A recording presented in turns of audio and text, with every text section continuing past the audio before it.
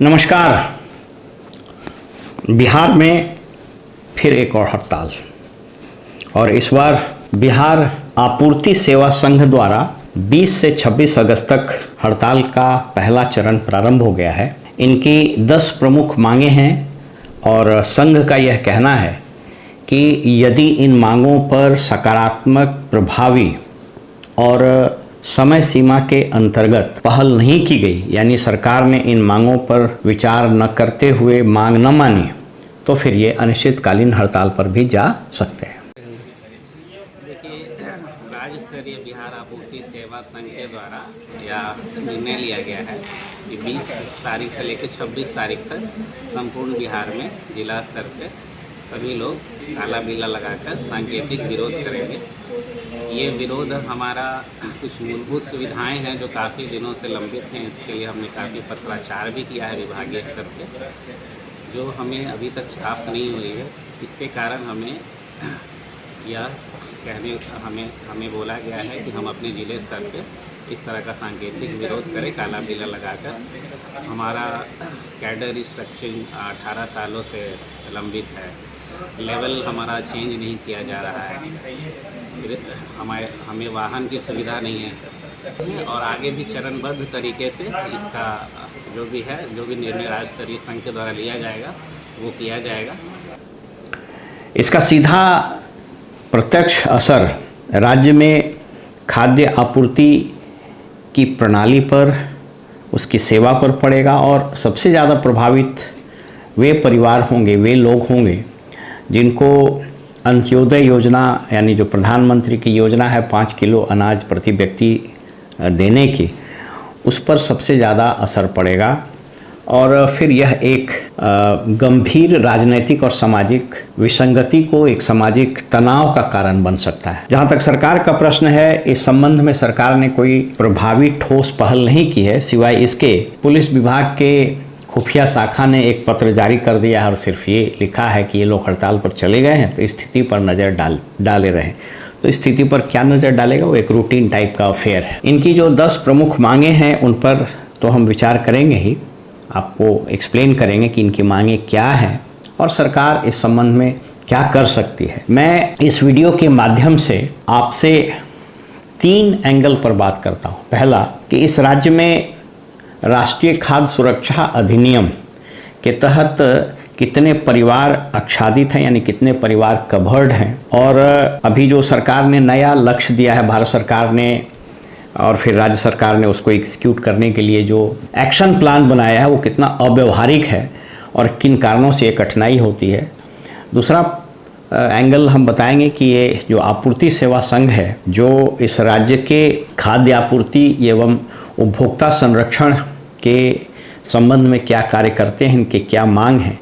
और तीसरा, कि यह हो क्यों रहा है ऐसा, ये हर जगह इस तरह की अव्यवस्था क्यों फैल गई है सरकार में, ये हड़ताल क्यों हो जा रहे हैं बार बार। आपने अभी देखा होगा राजस्व सेवा का, फिर प्रखंड विकास पदाधिकारियों के संघ का हड़ताल हुआ, फिर सर्वे अमीन का हड़ताल होते रहता है, राजस्व कर्मचारियों का हड़ताल होते रहता है, शिक्षकों का चल रहा है, अभी टीचर के आप बहाली में वो हड़ताल हो रहा है। ये इतनी अव्यवस्था फैल क्यों गई है, ये किस तरफ इशारा करता है? कहीं एक कोलैप्स ऑफ गवर्नेंस तो नहीं है, या मंत्रियों को, सचिवों को कुछ समझ में क्यों नहीं आ रहा है कि ये चीज़ें क्यों हो रही है, या फिर यह सिर्फ विपक्ष की कोई साजिश है, जैसा कि सरकार बात करते रहती है। सबसे पहले कुछ आंकड़े हम आपको दे देते हैं। जो राष्ट्रीय खाद्य सुरक्षा अधिनियम है, उसके अनुसार इस राज्य में 8 करोड़ 71 लाख व्यक्तियों को मुफ्त अनाज वाली सुविधा जो मिलनी है वो मिलनी चाहिए, उसके लिए राशन कार्ड बनना चाहिए। अभी वर्तमान में ये 8 करोड़ 24 लाख लोग हैं जो इससे आच्छादित हैं। मैंने प्रखंड या इस आपूर्ति सेवा के कुछ अधिकारियों से बात की, तो उन्होंने बताया कि ये जो गैप दिख रहा है, यह गैप इसलिए दिख रहा है कि भारत सरकार ने कुछ नामों को AI के एप्लीकेशन या टेक्नोलॉजी का प्रयोग करके काटा है, वो सही काटा होगा, और वो इसलिए कि बहुत सारे ऐसे लाभुक इसमें थे जो इनकम टैक्स पे ही थे, जो GST पे कर रहे थे, या फिर बहुत सारा जो चीज़ है वो इसमें एग्जेम्प्टेड है कि किस तरह के लोगों को नहीं मिलना चाहिए। हालांकि एक दुर्भाग्यपूर्ण सत्य है कि सोच करके देखिए कि इस राज्य में जहां लगभग 14 करोड़ के आसपास आबादी है, उसमें 8.5 सवा 8 साढ़े 8 करोड़ लोगों को मुफ्त अनाज मिल रहा है। यानी हम लोगों ने किस तरह की व्यवस्था कायम की है कि 80-85% लोग वो अभी भी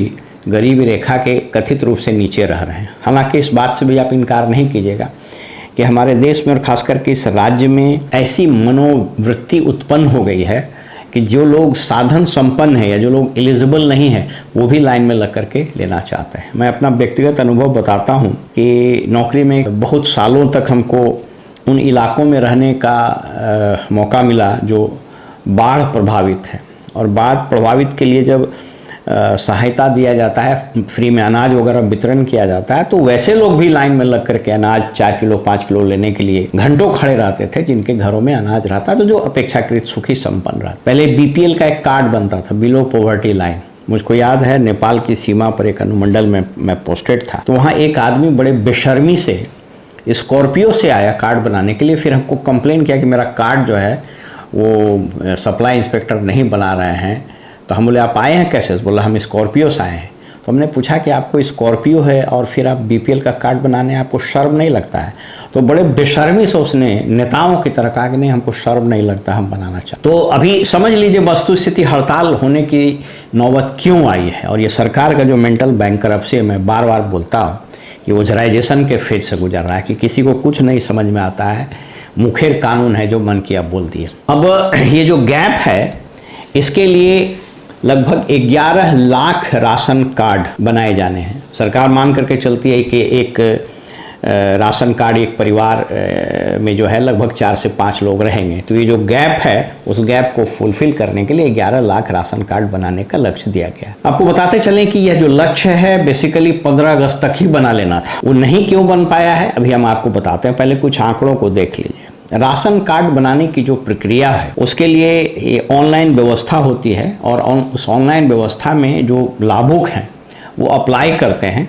उसके बाद अप्लाई होने के बाद वो ब्लॉक सप्लाई ऑफिसर के लॉगिन में जाता है, फिर वहाँ से उसको प्रिंट निकाल करके और उसको वेरीफाई, वो स्वीकृत हो जाता था तो फिर वेरीफाई होने के लिए केवाईसी होने के लिए जाता था, जैसा कि लोगों ने बताया, यदि मैं ठीक से समझ पाया हूँ। अभी ये चेंज ये किया गया है, स्मार्ट पीडीएस करके एक ऐप लाया गया है, स्मार्ट पीडीएस ऐप। तो ये स्मार्ट पीडीएस जो एप्लीकेशन है, उस एप्लीकेशन में अभी व्यवस्था में यूँ परिवर्तन किया गया है कि पहले केवाईसी ही कर देना है और वो बेनिफिशियरी के स्तर पर वो लॉगिन नहीं हो रहा है। यानी वो सारा काम, इसको एक आम आदमी अगर समझना चाहे तो ये जो 11 लाख राशन कार्ड बनने हैं, इस सब का राशन कार्ड को भरने का काम, इसको वेरीफाई करने का काम, इसको केवाईसी करने का काम, ये ब्लॉक में जो पोस्टेड है प्रखंड आपूर्ति पदाधिकारी या जो सप्लाई इंस्पेक्टर हैं वह उन्हीं को करना है।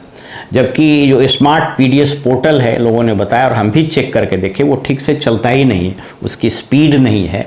और इसको आम आदमी इसको ऐसे समझिए कि अचानक से 11 लाख राशन कार्ड के केवाईसी करने और उसकी प्रक्रिया करने के लिए इस पोर्टल पर जो लोड पड़ा होगा, तो अचानक ये पोर्टल स्लो हो गया होगा या क्रैश किया होगा या कुछ और टेक्निकल एरर होगा।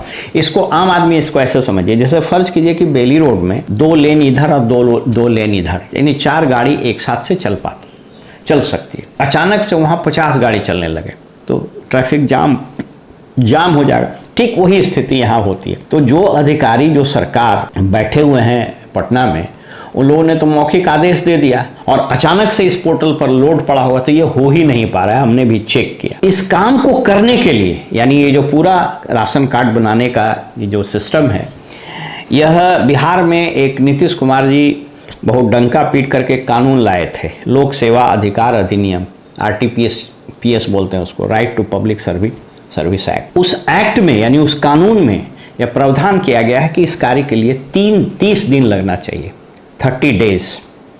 अब सरकार ने इसको कहा था कि साहब 15 अगस्त तक कर दीजिए, तो असंभव था।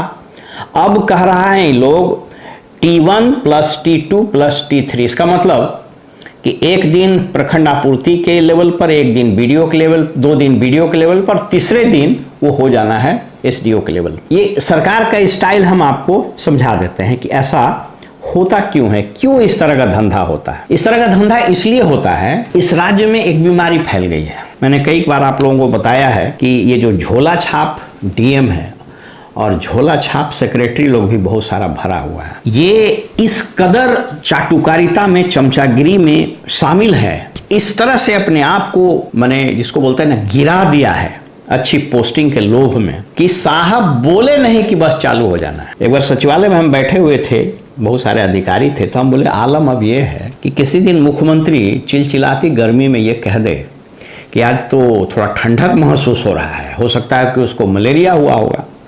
लेकिन उसने जैसे ही कह दिया ठंडक महसूस हो रहा है, तो ये जितने अधिकारी हैं ना सचिवालय में, खास करके गैंग्स ऑफ सचिवालय में जो लोग शामिल हैं और जो चाटुकार लोग हैं, वो तुरंत कहना शुरू कर देगा, हुजूर हम लोग तो रजाई निकाल लिए हैं, अब तो मौसम पूरा बदल गया, कुछ लोग क्लाइमेट चेंज पर ज्ञान देने लगेगा। ये आलम है। अब देख लीजिए, जो काम 30 दिन में किया जाना है तभी वो सही तरीके से होगा। अब उसको आपने कहा 3 दिन, होता क्या है यहाँ पर, अब मैं आपको समझा देता हूँ। इसके पहले मैंने कई एपिसोड्स बनाए थे सर्वे का सत्यानाश। सर्वे का सत्यानाश क्यों हुआ, और ये बिल्कुल हो चुका है, माने वो कभी पटरी पर नहीं आ सकता है। तो इसलिए हुआ कि जिस चीज के लिए निर्धारित किया गया है समय, जो प्रैक्टिकल है उतना लगेगा व्यवहारिक रूप से, उसको इन लोग खैरखाही में, मुख्यमंत्री पहले नीतीश जी के सामने खैरखाही में, और अभी सम्राट चौधरी को तो व्याकुलता अभी एकदम व्याप्त है, सहयोग शिविर और इतना बने, इसको तो सब पागल कर दिए, तो बेचारा खुद समझ में नहीं आता है, 7वां फेल आदमी, इसको कुछ समझ में आवे तब ना। तो ये सब जो है ना वाहवाही में एकदम स्पीड धरे, सर 30 दिन, ये तो 3 मिनट में हो जाएगा, तो दूसरा कहेगा कि सर 3 नहीं 30 सेकंड में हो जाएगा, तो उसी में ये बोला है। अब इसका परिणाम क्या होता है कि पहले ये हौज पौज होगा, अब फिर अगला अभियान शुरू करेगा उसको ठीक करने का। राजस्व में आपने देखा ना, राजस्व में क्या हुआ, परिमार्जन प्लस, ये सब क्या है? पहले कहा कि आनन फानन में सब जमीन का एंट्री करो, तो कंप्यूटर ऑपरेटर को लगा दिया, फिर दे दिया कियोस्क वाले को, कॉमन सर्विस सेंटर जिसको आप लोग बोलते हैं उसको दे दिया। उसके बाद आनन फानन में एंट्री हो गई, सब गलत हो गई, फिर कहा इसको ठीक करो, इसमें भी वही होगा। अरे भाई, अगर 11 लाख राशन कार्ड बनने हैं तो आपको व्यवहारिक समय सीमा देनी होगी ना, उसको संसाधन देना होगा ना, उसको सुविधा देनी होगी ना, और फिर ये गलती होगा। ये टेक्निकल चीजें हैं जो सामान्य तौर पर बहुत लोग नहीं भी समझते हैं। तो अब गलती होगा तो फिर दोहरा परेशानी, जो गलती होगा तो फिर राशन कार्ड धारी दौड़ेगा ऑफिस में, वहां वो परेशान होगा, वहां उसको पैसा देना पड़ेगा, और जो लोग इसको काम को कर रहे तो दोबारा वो परेशान होगा। एक चला गया था राजस्व शिविर महाअभियान, इसी तरीके से आनन फानन में शुरू हुआ, करोड़ों रुपए उसमें फूका गए। आप अंचल में जाके देख लीजिएगा, बोरा का बोरा कागज रखा हुआ है आवेदन, और कुछ नहीं हुआ उसका। मैंने मेंटल बैंकरप्सी है, इसलिए मैंने कहा था कि ये सरकार ओझराइजेशन के फेज से गुजर रहा है। मंत्री ना समझ, मंत्री के सलाहकार ना समझ, और जो लोग, जो आईएएस अधिकारी का तो ऐसा समूह इस राज्य में बना है, बस इसको तो प्रणाम करने का मन करता है कि ऊपर का महल खाली है, अधिकांश का ऊपर का महल खाली है, और चमचागिरी करने में तो इन लोगों ने मैंने ओलंपिक में गोल्ड मेडल प्राप्त कर लिया है। अब इसका ये समझ रहे हैं कि जो काम 30 दिन में होना था उसको कहा 3 दिन 4 दिन में कर दीजिए।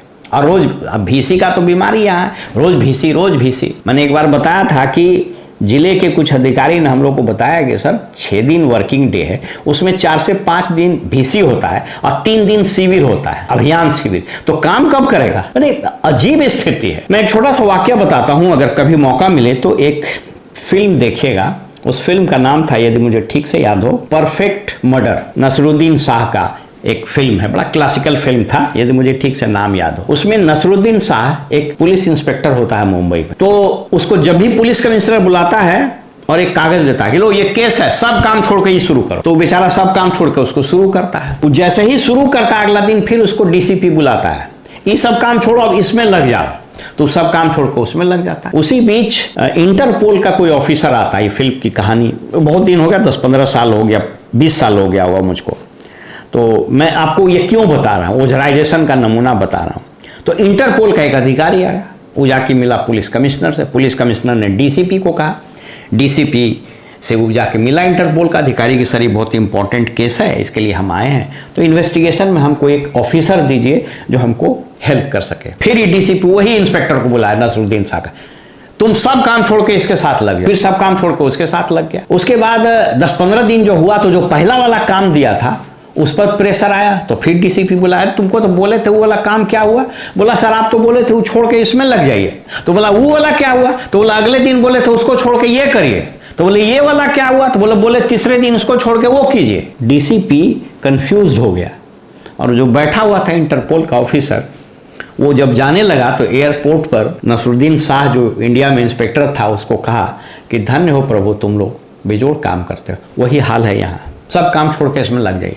तो सब काम छोड़ के लगाने वाला ये सिस्टम है। इनके कुछ व्यवहारिक कठिनाई को आपको बता देते हैं, तो फिर हम बता देंगे। अब जैसे अभी जो स्थिति है, लॉगिन भी इसी को करना है, प्रिंट भी इसी को निकालना है, बेनिफिशियरी लाभुक के पास जाकर इन्हीं अधिकारियों को कलेक्ट करना है, केवाईसी फिर अपलोड करना है। ये काम करने में एक आदमी पर कम से कम 200 से 300 रुपया लगेगा, जाना आना, कागज कलम। ये बताते चलें कि प्रखंड आपूर्ति कार्यालय ब्लॉक में कोई अलग एंटिटी नहीं है। उसके पास न तो असिस्टेंट होता है, कई जगह तो टेबल कुर्सी नहीं होता है, उसके पास कंप्यूटर ऑपरेटर नहीं होता है, और कोई कंटीजेंसी अमाउंट यानी उसको कागज कलम ये सब खरीदने का भी नहीं रहता है। मोस्ट ऑफ देम, एक आध दो जगह रहा होगा तो हम नहीं कर सकते। जो कुछ नए प्रखंड बने हैं तो हो सकता है इनको बैठने का जगह मिल गया होगा, लेकिन जो अधिकांश जगह पुराना वाला ब्लॉक है वहाँ तो बीडीओ सीओ को बैठने की जगह नहीं, तो ये कहाँ बैठेगा? तो इन लोग बेचारा बरंडा में बैठे या कहीं बैठे किसी को, वो आप समझ। अब इन कठिनाइयों के कारण होगा क्या बता देते हैं। यह जो अभियान है यह पूरी तरह से फ्लॉप होगा, या फिर डाटा दिखाने के लिए, आजकल तो डाटा दिखाने का बीमारी है। सेक्रेटरी, मंत्री, मुख्यमंत्री जब भीसी होगा दिल्ली से कहेगा एकदम सर टॉप कर गए हम लोग, 11 लाख राशन कार्ड जो है ना हम लोग तो बस 7 दिन में बना दिए। अब ये नहीं पता उसमें 90% गलती होगा, तो अगला बार फिर अभियान चलाएगा। बहरहाल ये एक पक्ष है जो मैंने बताया कि यह समस्या क्या है। अब आइए दूसरी बात बताते हैं कि इन प्रखंड आपूर्ति पदाधिकारियों के 10 महत्वपूर्ण मांग क्या है, और इसको जब आप सुनेंगे तो आप अप्रिशिएट करेंगे कि इसके बगैर थोड़ी समस्या होगी। मैं न तो किसी को सपोर्ट कर रहा हूं और न ही मैं किसी के अगेंस्ट बोल रहा हूं। जो तथ्य है सबके सामने है।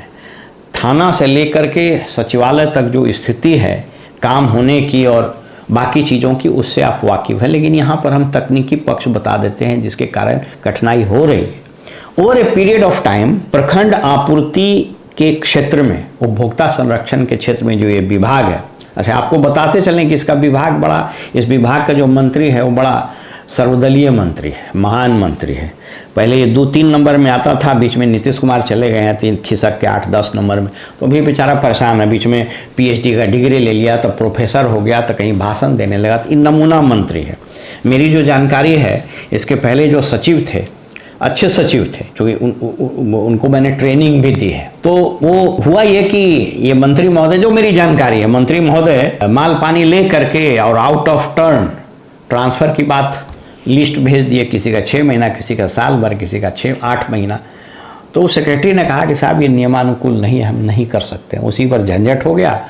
तो अब इस सरकार का जो हालत है कि उस पदाधिकारी को वहाँ से हटा दिया गया। हालांकि अभी भी जो सचिव हैं वो सुलझे हुए हैं, लेकिन समस्या ये है कि जब ऊपर में बड़े साहब और एक वो जो दीमक से चाट गया है पूरी व्यवस्था को, वो बैठ करके भाषण देते रहता है, तो उसके सामने किसी की चलती नहीं।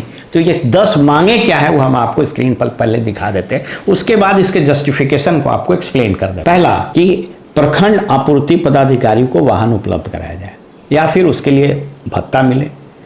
ये सब जगह हो गया है और इसमें कोई बड़ी समस्या भी नहीं है, और इसके बगैर होगा नहीं। आप सोच लीजिए कि 11 लाख राशन कार्ड है, यानी लगभग 11 लाख परिवार के यहाँ जाना हो। 533-34 प्रखंड है, तो आप जोड़ लीजिए वो एवरेज, लेकिन कुछ जगहों पर ज़्यादा है। तो वहाँ जाना एक बार में होगा नहीं संभव, जाना आना स्वाभाविक रूप से। तो अभी कैसे जाएगा? तो अपने बाइक से जाइए, अपनी गाड़ी से जाइए। तो अपनी गाड़ी में पेट्रोल कहाँ से भराइएगा? तो आप इनवाइट कर रहे हैं कि भ्रष्टाचार में लोग इन्वॉल्व हों, क्योंकि अगर ये सारा अपने काम किया मालूम इसका पूरा तनख्वाह पेट्रोल में जाएगा। दूसरी चीज़ जो महत्वपूर्ण है कि जो प्रखंड आपूर्ति कार्यालय है ब्लॉक में जो चलता है, भाई उसको आपने इंडिपेंडेंट एंटिटी बना ही दिया। पहले ये ब्लॉक में टैग रहता था, बीडीओ के साथ टैग रहता था, वो अब खत्म हो गया। सब जगह एक्सट्रीम डिपार्टमेंटलाइजेशन हुआ है, तो हर विभाग ने अपने स्ट्रक्चर खड़ा कर दिए हैं ब्लॉक से पंचायत तक। तो अगर आपने खड़ा कर दिया तो ठीक है, आप खड़ा कीजिए, लेकिन उसको तो संसाधन दीजिए, उसको तो बजट दीजिए। मेरी जो जानकारी है ये लगभग 550 या 525 जितना प्रखंड कार्यालय है, उसमें 60% प्रखंडों में बैठने तक का जगह नहीं, कमरा ही नहीं है। तो बरामदा में बैठिए या दरवाजा में बैठिए, एक रूम में क्लर्क के साथ बैठिए। तो ये स्थिति है। तीसरी जो मांग है बड़ी टेक्निकल है। बीपीएससी में जो एग्ज़ाम होता है उसमें जो एंट्री होती है, सिलेक्शन होता है, तो उसमें कुछ लेवल 7 के अधिकारी होते हैं और कुछ लेवल 9 के, 8 की जहाँ तक मेरी जानकारी है शायद नहीं होते। और जो प्रमोशन का बना हुआ है सिस्टम, 7 के बाद वो 9 हो जाना चाहिए। लेकिन इन लोगों का ये मांग है कि साहब सबका 7 से 9 होता है, तो मेरा 7 से 8 क्यों होता है, जो बड़ा जस्टिफाइड डिमांड है। अब एक चीज़ और बता दें जो इनका आम लोग कैसे समझे। जो 5वां डिमांड है कि 18 सालों से आपूर्ति सेवा का कैडर रिस्ट्रक्चरिंग। कैडर रिस्ट्रक्चरिंग का मतलब क्या होता है, इसको ऐसे समझिए। जैसे रिस्ट्रक्चर का मतलब होता है चीज़ों को फिर से सलीके से रखना। आप अपना घर भी चलाते हैं ना, तो दिवाली में अपने सामान को रिस्ट्रक्चर करते हैं, सफाई करते हैं, सामान देखते हैं, इधर किए कुछ टूट फूट गया तो उसको रिपेयर करते हैं, रिस्ट्रक्चरिंग। अब इस राज्य में रिस्ट्रक्चरिंग का काम करने का जो नोडल डिपार्टमेंट होता है वो सामान्य प्रशासन विभाग होता है। सामान्य प्रशासन विभाग में अभी सचिव कौन है, तो वो आदमी है जो असिस्टेंट इंजीनियर था। उसको लेटरल एंट्री से आईएएस बनाने के लिए उस वक्त एक होम सेक्रेटरी थे इन्हीं के स्वजातीय, उसने नियम को शिथिल करके इसको आईएएस बना दिया। ये सेक्रेटरी है। मैंने अभी तक अपने पूरे नौकरी के काल में आज तक नहीं देखा कि सामान्य प्रशासन विभाग का सचिव, एक तो वहां सचिव जल्दी नहीं रहता है, सीनियर लोगों को बनाया जाता है, प्रधान सचिव या अपर मुख्य सचिव स्तर के। इसके पहले बी राजेंद्र साहब थे, वो चले गए लबासना मसूरी डायरेक्टर बनकर। तो अभी कौन है, तो मोहम्मद सोहेल। ये क्या था, तो असिस्टेंट इंजीनियर था। असिस्टेंट क्या करता है, तो बिल बनाए, अपना उनका जो अपना टेक्निकल काम। He can not understand the neat and gritties of cadre restructuring, उसको समझे में नहीं आएगा। उस विभाग का प्रमुख और सामान्य प्रशासन विभाग का दुर्गति यह है कि इस विभाग का मंत्री होता है मुख्यमंत्री। इसके पहले नीतीश बाबू थे तो उनसे कोई बात ही नहीं कर सकता था, उनको 2005 के पहले वाला सब घटना याद आता। अब आप सोच लीजिए सामान्य प्रशासन विभाग की दुर्गति कि इसमें एक अदना सा भी काम हुआ तो मुख्यमंत्री से आदेश लेना पड़ेगा। मैंने कितनी बार अपने वीडियो में बताया कि सरकार को यह बुद्धि दे कि सामान्य प्रशासन विभाग के लिए कोई राज्य मंत्री नियुक्त कीजिए ताकि रूटीन टाइप का वर्क जो है उसके लेवल से डिस्पोजल हो जाए। तो कैडर रिस्ट्रक्चरिंग तो हुआ ही नहीं। हालांकि डॉक्टर बी राजेंद्र आए थे तो उन्होंने इस संबंध में बहुत काम किया था और अभी स्थितियां जो सुधरी हैं अधिकारियों के ट्रांसफर पोस्टिंग वगैरह को, उसमें बहुत हद तक अच्छा काम हुआ। लेकिन वो चले गए केंद्रीय प्रतिनियुक्ति में, जैसा जैसा महान सब है। तो बहरहाल तो अब इसकी रिस्ट्रक्चरिंग नहीं हुई, इसी की नहीं कितने कैडर है उसकी कोई रिस्ट्रक्चरिंग नहीं हुई। यहाँ इस राज्य में स्थिति यह है, यह राज्य उस परिवार के समान है जिसका बच्चा रोएगा नहीं या तोड़फोड़ नहीं करेगा, धरना प्रदर्शन नहीं करेगा तो उसका मांगे नहीं मांगे। जो बच्चा रोएगा उसको दूध ही नहीं देगा। यहाँ वो संघ या वो सेवा जो हड़ताल नहीं करेगा, अपना न्यूसेंस वैल्यू नहीं देगा, तो उसका काम ही नहीं होगा। तो 18 साल से आप रिस्ट्रक्चर कायदे से 4 से 5 साल में कैडर को रिव्यू किया जाता है। केंद्र सरकार में इसके लिए डिपार्टमेंट बना हुआ है। तो यहाँ तो मैक्सिमम लोगों को कैडर समझ में नहीं आता है। कैडर रिस्ट्रक्चर क्या करेगा, कैडर रिव्यू क्या करेगा। इसीलिए उसका नाम है सामान्य, पहले इसका नाम था कार्मिक एवं प्रशासनिक सुधार विभाग। तो न यहाँ कार्मिक है न सुधार है विभाग, तो यही नहीं है। तो ये सामान्य प्रशासन विभाग जो है इसका नाम रख देना चाहिए समान प्रशासन विभाग। खाली सामान खरीदो, ये चैम्बर तोड़ो, उन्हें बनाओ उन्हें बनाओ। तो ये 5वां मांग ये है। 6ठा मांग जो बहुत ही जायज है।